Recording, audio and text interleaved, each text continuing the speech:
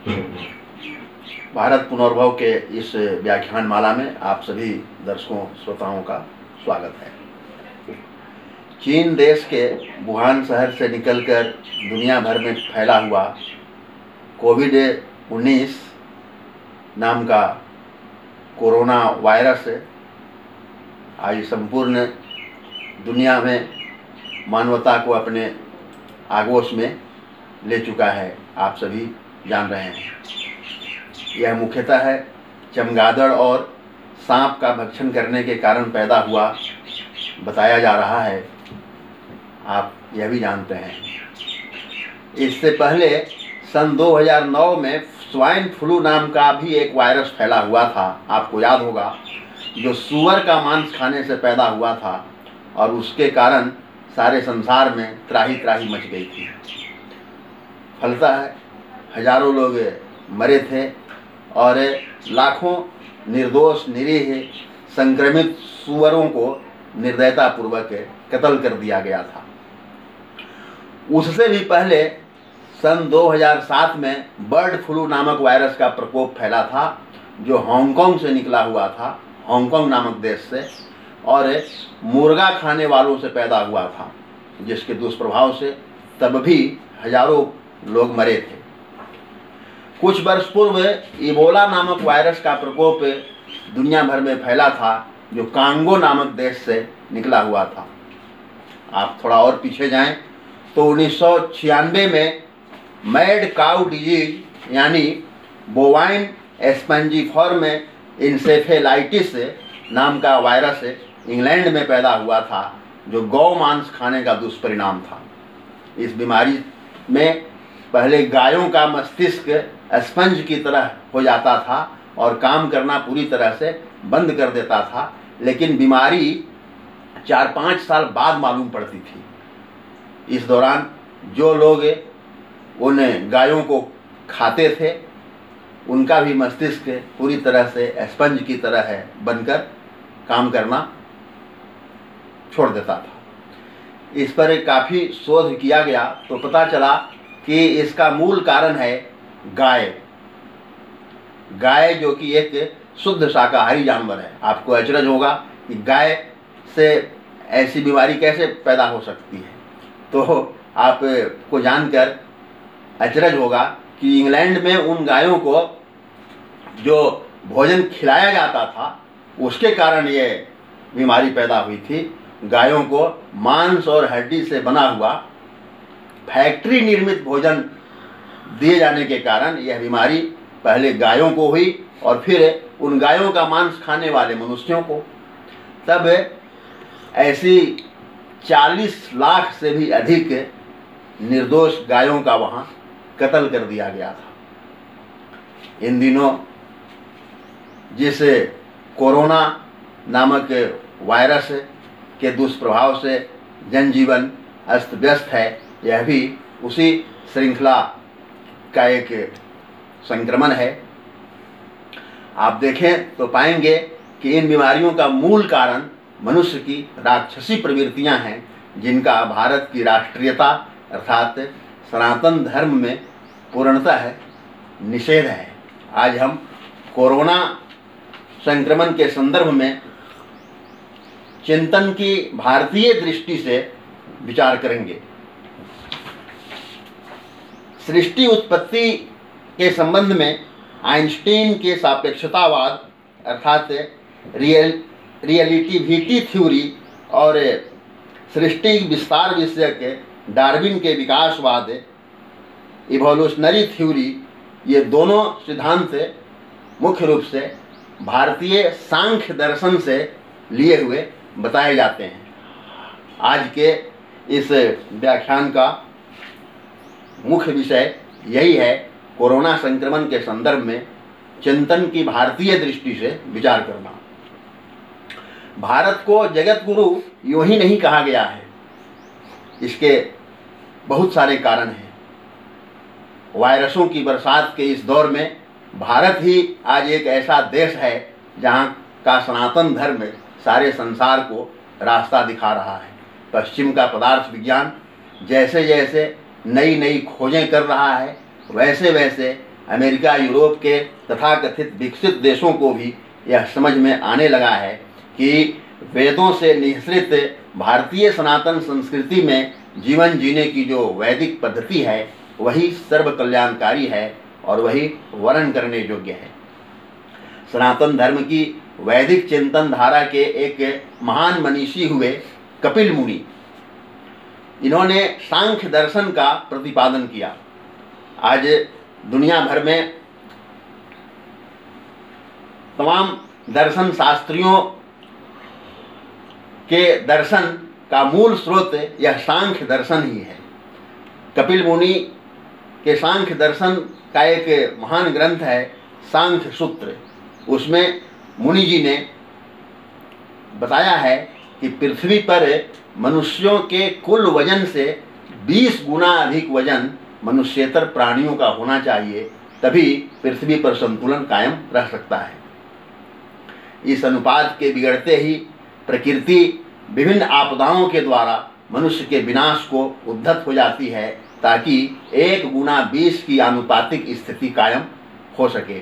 यहाँ यह उल्लेखनीय है कि सनातन धर्म ग्रंथों में पृथ्वी को गौ भी कहा गया है और गौ सेवा को सबसे बड़ा पुण्य कर्म एवं गौ हत्या को सबसे बड़ा पाप कर्म कहा गया है।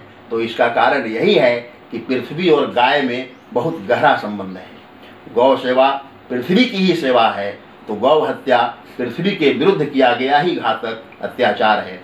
गायों की आह से पृथ्वी कराह उठती है, जो गौ मांस भक्षियों को सुनाई दे या न दे, किंतु प्रकृति उसका संज्ञान अवश्य लेते रहती है। गाय तो गाय, अन्य मनुष्येतर प्राणियों की आह से भी समस्त सृष्टि की चेतना इस कदर चित्कार उठती है कि प्रकृति उसका बदला कभी बाढ़ के रूप में, तो कभी भूकंप के रूप में, कभी महामारी के रूप में, तो कभी आपदाओं के रूप में लेकर ही रहती है।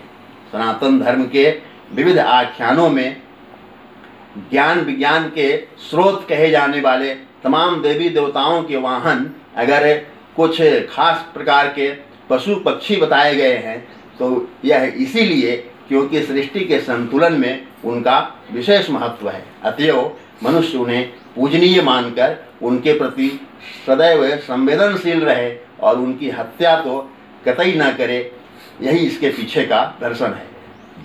यही कारण है कि सनातन भारतीय जीवन पद्धति में जहरीले सर्पों को भी पूजनीय माना गया है।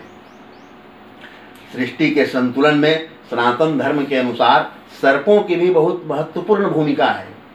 सनातन धार्मिक के आख्यानों के विषधर नागों से ही पृथ्वी स्थिर है। महादेव के गले में सर्प यूं ही अकारण लिपटे हुए नहीं हैं और विष्णु जी शेष नाग की शैया पर यूं ही विश्राम नहीं करते।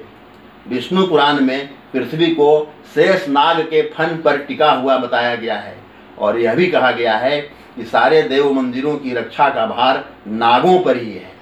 पद्मनाभ स्वामी मंदिर का विशाल खजाना विषधर नागों के घेरे में ही सुरक्षित है। नाग हत्या का पाप सैकड़ों वर्षों तक मनुष्य का पीछा करते रहता है। पुराणों की इसी प्रेरणा से प्रेरित होकर सनातन धर्म की परंपरा में सर्पों को भी पूजनीय माना गया है। सर्पों की महत्ता स्थापित करने के लिए वर्ष में एक बार नाग पंचमी के दिन नागों की पूजा का भी विधान सनातन धर्म में किया गया है। जबकि आपको मालूम ही है कि चीन आदि अनेक देशों में अधार्मिक जीवन पद्धति का अनुसरण करने वाले पाशविक लोग सर्पों की हत्या कर उन्हें भी खाते रहे हैं। इसी तरह से सारा यूरोप गौ मांस खाकर अपनी बर्बादी को निमंत्रण देता रहा है। सर्प, गौ और अन्य मानवेतर प्राणियों की व्यापक पैमाने पर होती रही हत्या के परिणाम स्वरूप ही वो तमाम वायरस आते रहे हैं, जिनकी गिनती अभी हम लोगों ने की है। अब यह कहना अतिशयोक्ति आपको भले लगे, किंतु सच यही है कि कोरोना जैसा अदृश्य सूक्ष्म जीवाणु समस्त मानवीय सभ्यता को घरों के भीतर दुबके रहने के लिए विवश कर दिया गया है। तो यह है मनुष्य के हाथों निरीह मानवेतर प्राणियों की लगातार होती रही हत्या से उत्पन्न पाप की ही पराकाष्ठा का अंजाम प्रतीत होता है। प्रकृति शायद सांख्य शास्त्र में वर्णित सूत्र समीकरण के अनुसार पृथ्वी पर मानवीय जनसंख्या और मनुष्येतर प्राणियों की संख्या के बीच संतुलन स्थापित करने अर्थात मनुष्येतर प्राणियों के कुल वजन को मनुष्य के वजन से 20 गुना अधिक करने की जो स्थिति बताई गई है, उसके बिगड़ जाने के कारण उसे पुनः संतुलित करने के लिए इस तरह की विभीषिका उत्पन्न की है, इससे इनकार नहीं किया जा सकता है। ऐसा करने के लिए प्रकृति अमेरिका और यूएनओ को ये शपथ पत्र या कोई पूर्व सूचना देकर उन्हें सूचित थोड़ा ही करेगी कि हम ये पृथ्वी पर संतुलन स्थापित करने जा रहे हैं। यह तो मनुष्य को स्वयं समझना होगा कि मनुष्येतर प्राणियों की क्रूर हत्याओं का आखिर क्या औचित्य है और इसका दुष्परिणाम किसी न किसी रूप में मनुष्य को भुगतना ही पड़ेगा। यह पृथ्वी की जो स्थिति है आज, इस पर दुनिया के तमाम महाशक्तियों को सनातन धर्म की भारतीय प्रज्ञा से निःसृत सांख्य दर्शन और कपिल मुनि के सांख्य शास्त्र में वर्णित विविध सूत्रों समीकरणों की प्रकृति के रहस्यों को पढ़कर स्वयं समझना होगा। सांख्य दर्शन में पृथ्वी की उत्पत्ति, पृथ्वी की स्थिति और पृथ्वी के संतुलन के संबंध में तमाम प्रकार की बातों का विस्तार से वर्णन किया गया है। पृथ्वी का निर्माण कैसे हुआ है, पृथ्वी कैसे सुरक्षित और संतुलित रह सकती है, पृथ्वी पर कौन कौन से तत्व हैं, इन तत्वों में सामंजस्य और संतुलन कैसे स्थापित हो सकता है, उनकी आदर्श स्थिति क्या है, ये सारी बातें सांख्य दर्शन में है। मालूम हो कि सांख्य दर्शन वेदों की व्याख्या करने वाले 6 दर्शनों में से एक है और इसमें सृष्टि की उत्पत्ति व संतुलन एवं विनाश की विशद व्याख्या सृष्टि तत्व अर्थात अणु परमाणु युक्त सत रज तम, जिसे पदार्थ विज्ञानी इलेक्ट्रॉन प्रोटॉन न्यूट्रॉन कहते हैं, इन 3 तत्वों के साथ 24 अन्य तत्वों की संख्या के आधार पर की गई है। अब पृथ्वी की उत्पत्ति और स्थिति की व्याख्या चूँकि इसके तत्वों की संख्या के आधार पर की गई है, इसीलिए इस दर्शन को सांख्य दर्शन कहा जाता है। सांख्य दर्शन का मुख्य ग्रंथ सांख्य शास्त्र है। सांख्य शास्त्र अर्थात सांख्य सूत्र जिसे कपिल मुनि ने रचा है। यद्यपि आज के पश्चिम के पदार्थ विज्ञान का आदि स्रोत यही है, तथापि समस्त प्रकार के दुखों, आपदाओं व विभीषिकाओं की युक्ति युक्त कारण मीमांसा प्रस्तुत करने वाला ग्रंथ भी यही है। दुनिया के तमाम दर्शन शास्त्रियों से लेकर पदार्थ विज्ञानियों तक ने सृष्टि के रहस्यों को जानने समझने की दृष्टि सांख्य दर्शन से ही प्राप्त की है। सांख्य दर्शन में यह साफ उल्लेख है कि पृथ्वी पर मनुष्य और मनुष्येतर प्राणियों का संतुलन तभी कायम रह सकता है। ये पृथ्वी पर मनुष्य और मनुष्येतर प्राणियों के बीच का जो अनुपात है वह 1:20 के हिसाब से रहना चाहिए, तभी पृथ्वी संतुलित रह सकती है। इस अनुपात के बिगड़ते ही पृथ्वी असंतुलित हो सकती है और पृथ्वी पर कई प्रकार की विभीषिकाएँ आ सकती है। आज कोरोना संक्रमण से पूरी दुनिया जूझ रही है। इसकी दवा की खोज अभी तक वैज्ञानिकों के द्वारा नहीं की जा सकी है।